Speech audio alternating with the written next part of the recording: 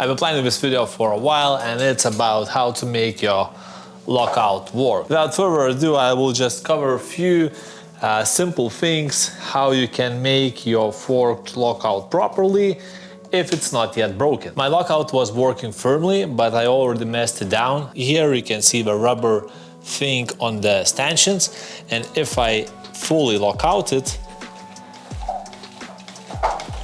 more than single finger is added, so lockout is not firm. It's a very easy fix if it's not broken. What do you do in these cases? It's very simple. If you are turning it counterclockwise, then you are adding tension to the cable. I turn it a few times. It's almost completely stiff, only few millimeters went down. I can add a few more adjustments, just do it on fully open position. That way there won't be tension to the damper. So I add a few more and it locks. What should you do in other cases if this trick doesn't help you? Well, then when riding it won't be possible to make those further adjustments, and I will show you in a moment. I will show you a very fast way how you can make sure that your lockout of the SID, actually any other fork would work as well, but with SIDs it's the most problematic. So I will just insert the cable into the shield. In your scenario, it won't be that way if it doesn't lock out. But if you're doing that from scratch, you need to make sure that the barrel adjuster is almost like 2 or 3 turns to the bottom. So it's turned clockwise almost to the end. So just leave some space in case there is too much tension. We are adding the end pin and moving the cable through the damper. For tightening the cable, you will need 2mm Allen key. What you need to do is to make sure that the cable is tightened by a hand and it goes underneath the screw, and once you screw it in, you will notice that the cable is no longer moving, so that way it spreads the cable and makes it stuck there. Imagine that the cable goes through and the screw from the top spreads it and leaves it in place. Make sure to tighten it properly. You can do it by hand or just take some pliers to hold it and add that an extra tightening. For sure, when the bike hangs on the stand, you won't be able to test it.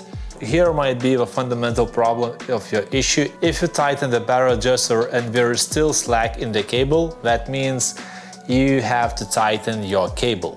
In order to do so, you have to unscrew the bolt at the top of the damper. Just slightly turn the cable and make sure to do so with the barrel adjuster fully clocked down. So in such situation, you would turn the barrel adjuster clockwise up to the end. Maybe you can just leave few clicks or so. That way you will make sure that we can lose the cable if needed.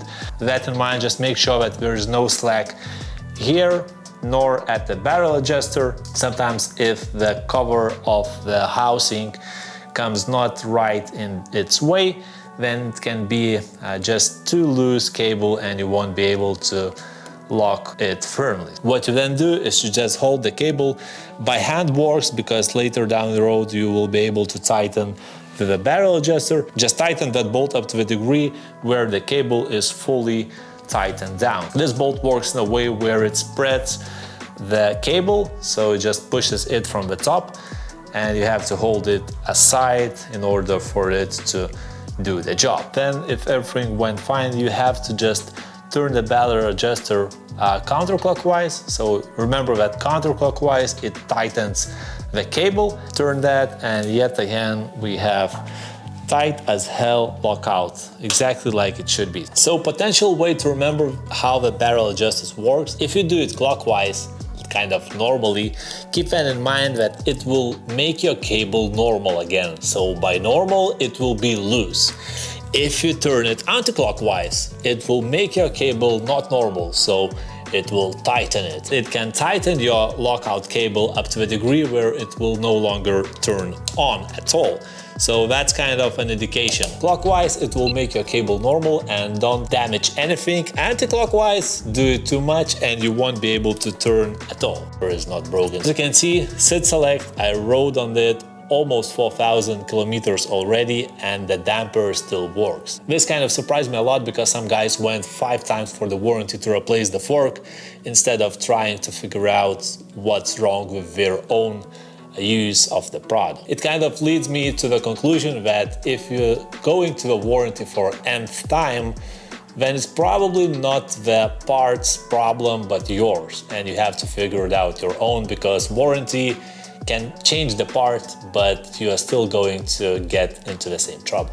So I made kind of mid-season rebuild for the bike. Front fork, we made full service for it because it was around 300 hours or so. And now what's remaining is only a few minor things. Does it look better? Sorry, Kogel. Tom 10 is the answer. So that's it. Thanks for the time and until next.